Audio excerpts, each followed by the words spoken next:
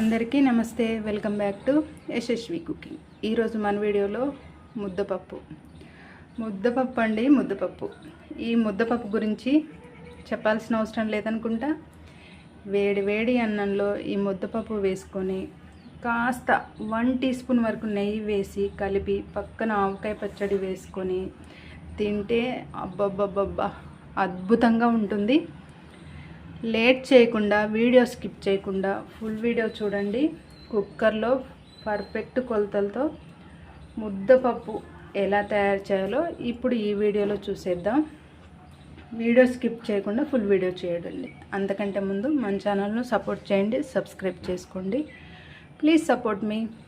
Okay, ఇప్పుడు ఈ ముద్దపప్పు ఎలా తయారు చేసుకోవాలో ప్రాసెస్లోకి వెళ్దాం.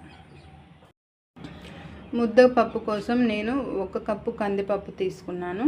1 కప్పు కందిపప్పుకి 2 కప్పుల నీళ్లు వేసుకొని ఒక 15 to 20 మినిట్స్ వరకు మనం వాటర్లో నానవేసుకుంటే చూడండి ఈ విధంగా పప్పు మనకు మంచిగా నాని ఉంటుంది.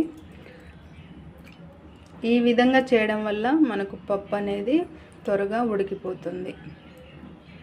ఈ చిట్కా పాటిస్తే మనకు పప్పు ఉడకడానికి ఎక్కువ సమయం పట్టదు. చాలా తక్కువ టైంతోనే మనకు పప్పు అనేది ఉడికిపోతుంది.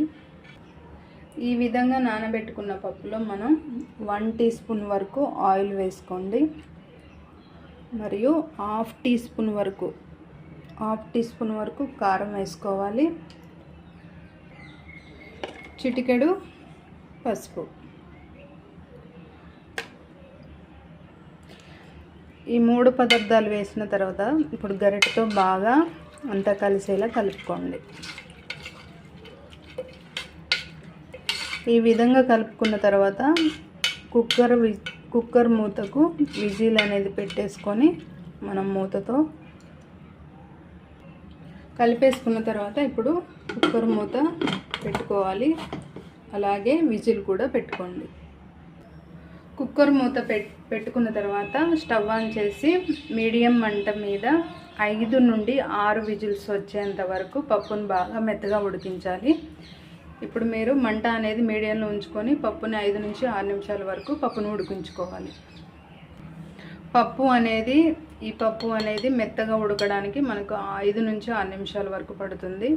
మీరు మంట హైలో అయితే పెట్టుకోకండి, అడుగు అనేది మాడిపోతుంది. కాబట్టి మంట మీడియంలో ఉంచుకొని 5 నుంచి 6 విజిల్స్ వరకు ఉడికించుకుందాం. 6 విజిల్స్ తర్వాత ఇప్పుడు స్టవ్ ఆఫ్ చేసుకొని పక్కన పెట్టుకోండి. స్టవ్ ఆఫ్ చేసి పక్కన పెట్టుకున్న తర్వాత కుక్కర్లోని ప్రెషర్ మొత్తం పూర్తిగా పోయేంత వరకు పక్కన పెట్టుకోవాలి. ఆ ప్రెషర్ అనేది పూర్తిగా పోయాకే మనం మూత అనేది తీయాలి. ఓకే, ఒక 2-3 మినిట్స్ వరకు పక్కన పెట్టుకోండి. ఇప్పుడు విజిల్ తీసేసాక కుక్కర్లోని ప్రెషర్ మొత్తం పోయాక ఇప్పుడు మనం కుక్కర్ మూత అనేది తీసుకుందాం. చూడండి, చెప్పిన విధంగానే పప్పు మనకి 5 లేదా 6 విజిల్స్ లోపు పప్పు ఈ విధంగా మెత్తగా ఉడుకుతుంది. మెత్తగా ఉడికిన ఈ పప్పును పప్పు గుత్తితో లేదా గరిటెతోని మెత్తగా రుబ్బుకోవాలి. ఇప్పుడు ఈ సాదా పప్పులో మనం రుచికి సరిపడా సాల్ట్ వేసుకుందాం. ఫస్ట్ మనం రుచికి సరిపడా సాల్ట్ వేసుకొని పప్పు గుత్తితో లేదా గరిటెతోని ఎక్కడ పలుకులు లేకుండా మెత్తని పేస్టులా బాగా మెదపాలి. ఈ విధంగా మీ దగ్గర పప్పు గుత్తి అనేది ఉంటే దాంతోనే మీరు మెదుపుకోండి. ఇదే విధంగా బాగా మెత్తగా అయ్యేంత వరకు మీరు మెదుపుకోండి. మెత్తగా రుద్దుకున్న ఈ పప్పుని వేరొక బౌల్లోకి వేసుకొని పక్కన పెట్టుకోవాలి. చూడండి, అక్కడక్కడ పలుకులు అనేవి లేకుండా బాగా మెత్తని పేస్టులా మెదుపుకోండి. ఇప్పుడు ఈ మిశ్రమాన్ని మనం వేరొక ప్లేట్లోకి వేసుకొని పక్కన పెట్టుకుందాం. వీడియో స్కిప్ చేయకుండా ఫుల్ వీడియో చూసి ఈ ముద్దపప్పుని ట్రై చేయండి. ఈ రెసిపీని అస్సలు మిస్ అవ్వకండి. ఈ ముద్దపప్పును వేడి వేడి అన్నంలోకి వేసుకొని అందులో కాస్త ఆవకాయ పచ్చడి వేసుకొని అలాగే ఆ వేడి వేడి అన్నంలో ఒక స్పూన్ నెయ్యి వేసుకొని తింటే ఉంటుంది, చెప్పనక్కర్లేదు. మీరు కూడా ఒకసారి ట్రై చేయండి. ఇప్పుడు ఈ ముద్దపప్పుని మనం తాలింపు వేసుకుందాము. తాలింపు వద్దు అనుకుంటే స్కిప్ చేయొచ్చు. ఓకే, ఇప్పుడు మనం ఈ ముద్దపప్పుని తాలింపు వేసుకుందాం. తర్వాత స్టవ్ ఆన్ చేసి చిన్న కడాయి పెట్టుకొని ఇందులో 2 టేబుల్ స్పూన్ల ఆయిల్ వేసుకోండి. ఆయిల్ వేసుకున్న తర్వాత తక్కువ మంట అనేది తక్కువ ఫ్లేమ్లోనే ఉంచుకొని ఆయిల్ని వేడి చేసుకోండి.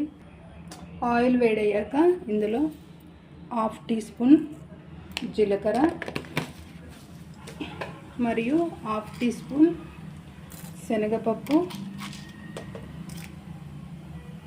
అలాగే 1/2 టీ స్పూన్ వరకు మినపప్పు మరియు 1/2 టీ స్పూన్లో సగం ఆవాలు మరియు 2 ఎండుమిర్చిని ఈ విధంగా మధ్యలోకి కట్ చేసుకొని వేసుకోవాలి. అలాగే 2 రెబ్బల కరివేపాకు. తాలింపు రెడీ అయ్యాక ఇప్పుడు స్టవ్ ఆఫ్ చేసుకొని మనం ముందు ప్రిపేర్ చేసి పెట్టుకున్న ముద్దపప్పులోకి ఈ తాలింపుని ఇలా వేసేసుకోవాలి. ఓకే, మనకు వేడి వేడి తాలింపు ముద్దపప్పు రెడీ. వేడి వేడి ముద్దపప్పు రెడీ. చూస్తుంటేనే నోరూరిపోతుంది కదా. అందుకోసం మీరు లేట్ చేయకుండా ఈ ముద్దపప్పు రెడీగా ప్రిపేర్ చేసుకొని వేడివేడి అన్నంలోకి వేసుకొని 1 టీ స్పూన్ నెయ్యి వేసుకొని కొంచెం ఆవకాయ పచ్చడి వేసుకొని తింటే ఉంటుంది. చూడండి, ఇంకా మీరే ఆస్వాదిస్తారు. ఫైనల్గా మనకి రెసిపీ రెడీ. వీడియో స్కిప్ చేయకుండా ఫుల్ వీడియో చూసి రెసిపీ తప్పకుండా ట్రై చేయండి. ఈ రెసిపీ మీకు నచ్చితే మీ ఫ్యామిలీ అండ్ ఫ్రెండ్స్కి లైక్ అండ్ షేర్ చేయండి. అలాగే మన ఛానల్ను సబ్స్క్రైబ్ చేసుకోండి, సపోర్ట్ చేయండి. Thank you for watching.